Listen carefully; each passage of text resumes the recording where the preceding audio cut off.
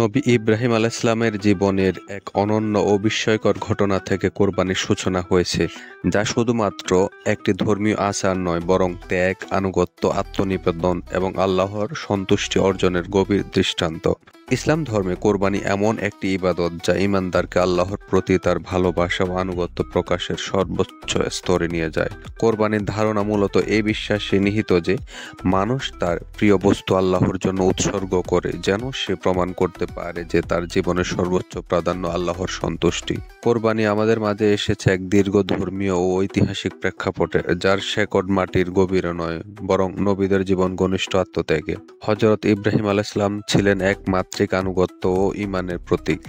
তিনি যখন আল্লাহর একনিষ্ঠ বান্দা হিসেবে নিজেকে প্রতিষ্ঠা করলেন, তখন আল্লাহ তাআলা তাকে একটি কঠিন পরীক্ষার মুখোমুখি করলেন। তিনি স্বপ্নে দেখলেন তিনি নিজ পুত্র ইসমাইল আলাইহিসসালামকে আল্লাহর জন্য উৎসর্গ করছেন।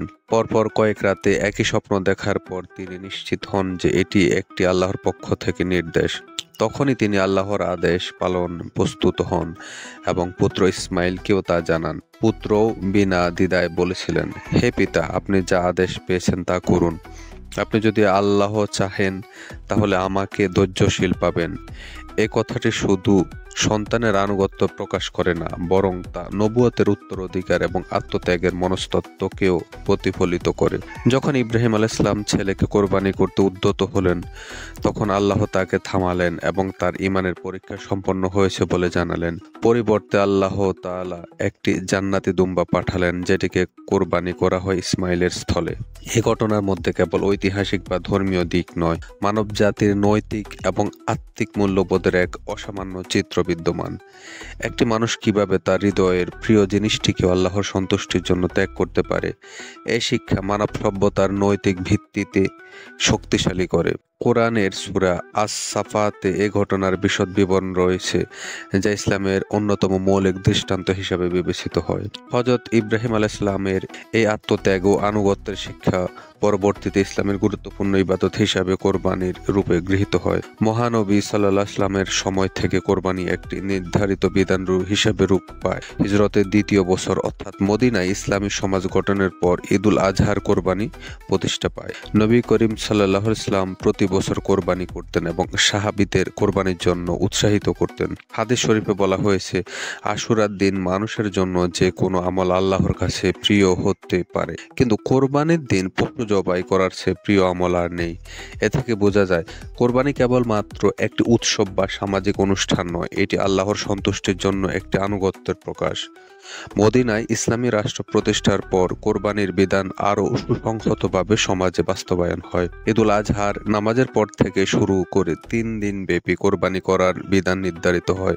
আল্লাহ কোরআনে বলেন, তোমরা তোমাদের প্রভুর উদ্দেশ্যে নামাজ আদায় করো এবং কোরবানি করো। সূরা কাউসার 108-2 নম্বর আয়াত। এই আয়াতে কেন্দ্র করেই কোরবানির ধর্মীয় ভিত্তি আরো দৃঢ় হয়ে যায়। নবী করিম সাল্লাল্লাহু আলাইহি ওয়াসাল্লাম নিজ হাতে কোরবানি করতেন এবং সাহাবীদের মধ্যে কোরবানির গুরুত্ব বোঝাতে বিভিন্ন হাদিস বর্ণনা করতেন।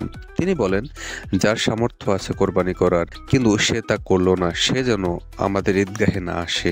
এই বক্তব্য কোরবানির গুরুত্ব এবং তা পালন না করলে সামাজিকভাবে দূরে থাকার ইঙ্গিত বহন করে। ইসলামের শুরু থেকে কোরবানিকে একটি আত্মিক, নৈতিক ও সামাজিক সংস্কারের হাতিয়ার হিসেবে দেখা হয়েছে। শুধু ব্যক্তি পর্যায়ে নয়, বরং এটি একটি সামাজিক ব্যবস্থার অংশ হয়ে ওঠে। কোরবানির পশু মাংস 3 ভাগে ভাগ করে গরিব, দুস্থ, আত্মীয় স্বজন এবং নিজের পরিবারের মধ্যে বন্টনের মাধ্যমে সামাজিক সাম্য ও সহানুভূতির বার্তা ছড়িয়ে দেওয়া হয়। গরিব মানুষেরা এই সময় উপযুক্ত পুষ্টি পায়, যা বছরের অন্য সময় প্রায় অসম্ভব হয়ে পড়ে। একই সঙ্গে কোরবানির মাধ্যমে পশুপালন, খাদ্য সরবরাহ, চামড়া প্রক্রিয়াকরণ সহ বিভিন্ন খাতে অর্থনৈতিক কর্মচাঞ্চল্য সৃষ্টি হয়। ফলে কোরবানি শুধু একটি ধর্মীয় অনুষ্ঠান নয়, বরং একটি সামাজিক ও অর্থনৈতিক প্রক্রিয়াও বটে। ইসলামের বিশ্বব্যাপী প্রসারের সঙ্গে সঙ্গে কোরবানির ধারণাও মুসলিম সমাজের মধ্যে প্রসারিত হতে থাকে। আরব উপদ্বীপ থেকে ইসলাম যখন আফ্রিকা, পারস্য, মধ্য এশিয়া, ভারত উপমহাদেশ সহ নানা ভূখণ্ডে ছড়িয়ে পড়ে, তখন এই কোরবানির প্রথাও মুসলিম সমাজের অবিচ্ছেদ্য অনুষঙ্গ হয়ে ওঠে। ভারতীয় উপমহাদেশে ইসলাম আগমনের পর থেকেই কোরবানি পালন শুরু হয়। বিশেষ করে দিল্লি সুলতানে এবং পরবর্তীতে মুঘল সাম্রাজ্যের সময় কোরবানির ঘটা করে পালন করা হতো। মুসলিম সমাজে এই দিনটি শুধু ইবাদত নয়, বরং সংস্কৃতির অংশ হয়ে যায়। উপমহাদেশের সামাজিক, ধর্মীয় এবং সাংস্কৃতিক পরিমণ্ডলে পরিমণ্ডলে কোরবানি গুরুত্বপূর্ণ অবস্থান তৈরি করে। ঈদুল আজহার আগে থেকে পশু কেনা, লালন পালন, হাট বসানো, পশুর যত্ন ইত্যাদি একটি বিশেষ সামাজিক পরিবেশ সৃষ্টি করে। এটি একদিকে যেমন ধর্মীয় অনুভূতির উন্মেষ ঘটায়, অন্যদিকে মানুষের মধ্যে যোগাযোগ, সম্প্রীতি এবং সহানুভূতির সেতুবন্ধন তৈরি করে। মানুষ তার সামর্থ্য অনুযায়ী পশু কিনে এবং সুন্দরভাবে তা কোরবানি করে। বিশেষ করে গ্রামের সমাজে এটি একটি পারিবারিক ও সামাজিক মিলনের উৎসব হিসেবেও পরিগণিত হয়। বাংলাদেশে কোরবানি প্রথা দীর্ঘদিনের এবং ধর্মীয় আবেগ অনুভূতির গভীর ভিত্তির উপর প্রতিষ্ঠিত। এখানকার মানুষ ঈদুল আজহা উপলক্ষে কোরবানির পশু পালনকে শুধু ইবাদত হিসেবে দেখে না, বরং একটি আনন্দময়, পবিত্র ও দায়িত্বশীল দায়িত্ব হিসাবে বিবেচনা করে। গ্রামের বাড়িতে পশু কিনে লালন পালন করার মধ্য দিয়ে শিশুরা ত্যাগ, ভালোবাসা ও ইবাদতের গুরুত্ব শেখে। শহরের মানুষ কোরবানির হাটে গিয়ে পছন্দের পশু কিনে বাড়িতে নিয়ে এসে তা পালন করে। হাটের সঙ্গে জড়িত অসংখ্য ক্ষুদ্র ব্যবসায়ী, পরিবহন শ্রমিক, পশুপালনকারী পরিবারদের অর্থনৈতিক সহায়তা ভাবে লাভের সুযোগ সৃষ্টি হয়। পশুর চামড়া সংগ্রহ ও প্রক্রিয়াজাতকরণের মাধ্যমে দেশীয় শিল্পের এক বিশাল চক্র সচল হয়। ফলে কোরবানির তাৎপর্য কেবল ধর্মীয় পরিমণ্ডলে সীমাবদ্ধ না থেকে জাতীয় অর্থনীতিতেও প্রভাব ফেলে। আধুনিক সময়ে প্রযুক্তির আগমন ও শহুরে জীবনের জটিলতায় অনেক মানুষ সরাসরি কোরবানির কাজ করতে না পারলেও ইসলামী শরিয়া অনুসারে তাদের পক্ষে অন্য কেউ কোরবানি করতে পারে। অনেক অনলাইন প্ল্যাটফর্ম বা কোরবানির ব্যবস্থাপনা সংস্থার মাধ্যমে কোরবানি দেন। এতে করে কোরবানি সহজ, সুবিধাজনক এবং নির্ভরযোগ্য সম্পন্ন হয়। তবে মূল উদ্দেশ্য যেন হারিয়ে না যায় সে বিষয়ে প্রত্যেক ইমানদারের সচেতন থাকা জরুরি। কারণ কোরবানি কেবল পশু জবাই নয়, এটি একটি মুসলমানের অন্তরের ত্যাগ, আল্লাহর প্রতি ভালোবাসা এবং একনিষ্ঠ প্রকাশের মাধ্যম। কোরআনে বলা হয়েছে, আল্লাহর নিকট পশুর গোশত বা রক্ত পৌঁছায় না, বরং তোমাদের তাকওয়া পৌঁছায়। এই আয়াতটি কোরবানির মূল দর্শনকে সংজ্ঞায়িত করে। এখানে বোঝানো হয়েছে আল্লাহ সন্তুষ্টির জন্য পশু কোরবানি করতে হবে, কিন্তু সে কোরবানি যেন লোক দেখানো বা বাহ্যিক আচার না হয়ে যায়। ইমানদারকে তার অন্তরের নিঃস্বার্থতা, আল্লাহর প্রতি প্রেম এবং আত্মত্যাগের মনোভাব নিয়ে কোরবানি করতে হয়। অর্থাৎ প্রকৃত কোরবানি এমন আত্মিক উপলব্ধির মাধ্যমে হতে হবে যেখানে পশু চেয়ে মন ও আত্মা অধিক পবিত্র হয়। আধুনিক দুনিয়ার বহুবিধ চ্যালেঞ্জ যেমন ভোগবাদিতা, স্বার্থপরতা এবং সামাজিক বৈষম্য ও দারিদ্র্য বিমোচনের লক্ষ্যে কোরবানির অন্তর্নিহিত দর্শন মানবতার পক্ষে এক অনন্য পথপ্রদর্শক হতে পারে। যদি প্রত্যেক ইমানদার তার কোরবানির পশুর অংশ গরিবদের মাঝে বিতরণ করে, তবে সমাজে খাদ্য নিরাপত্তা ও সহানুভূতির একটি শক্তিশালী সংস্কৃতি গড়ে উঠতে পারে। এটি শুধুমাত্র ঈদের কয়েকদিন নয়, বরং মানবিকতা ও ত্যাগের আদর্শকে বছরের প্রতিটি দিন সচল রাখতে সহায়তা করতে পারে। বর্তমানে কোরবানির পশু সংগ্রহ, হাট ব্যবস্থাপনা, স্বাস্থ্য সুরক্ষা, পশু পরিবহন, নির্ধারিত স্থানে জবাই, পরিবেশ বান্ধব বর্জ্য ব্যবস্থাপনা কিছুই একটি সুশৃঙ্খল ব্যবস্থাপনার অংশ।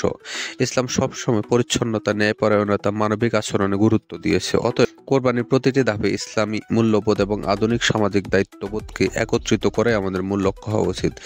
এভাবে কোরবানি আমাদের মাঝে এসেছে ধর্মীয় আদেশ, নবীদের আত্মত্যাগ, সামাজিক সংহতি ও মানবিক শিক্ষা সংমিশ্রণে। এটি কেবল একটি ইতিহাস নয়, এটি একটি চলমান শিক্ষাক্রম যা প্রতি বছর আমাদের আত্মাকে জাগিয়ে তোলে, আমাদের সামর্থ্য অনুভূতিকে পরীক্ষা করে এবং আল্লাহর প্রতি আমাদের আনুগত্যকে নতুন করে পরিমাপ করার সুযোগ দেয়। ঈদুল আজহার কোরবানি একদিকে যেমন একটি ধর্মীয় আনন্দের উপলক্ষ, অন্যদিকে তা আমাদের মধ্যে দানশীলতা, সহমর্মিতা, ত্যাগ ও একত্বে অনুশীলন ঘটায়। সুতরাং কোরবানির এই ইতিহাস, তাৎপর্য ও বিবর্তন কেবল ধর্মীয় শিক্ষার ভিত্তি নয়, বরং একটি জীবন আদর্শ যা প্রজন্ম থেকে প্রজন্ম ছড়িয়ে পড়ছে এবং প্রতিটি মুসলমানের অন্তরে একটি আত্মিক দীপ্ত হয়ে জ্বলতে থাকে।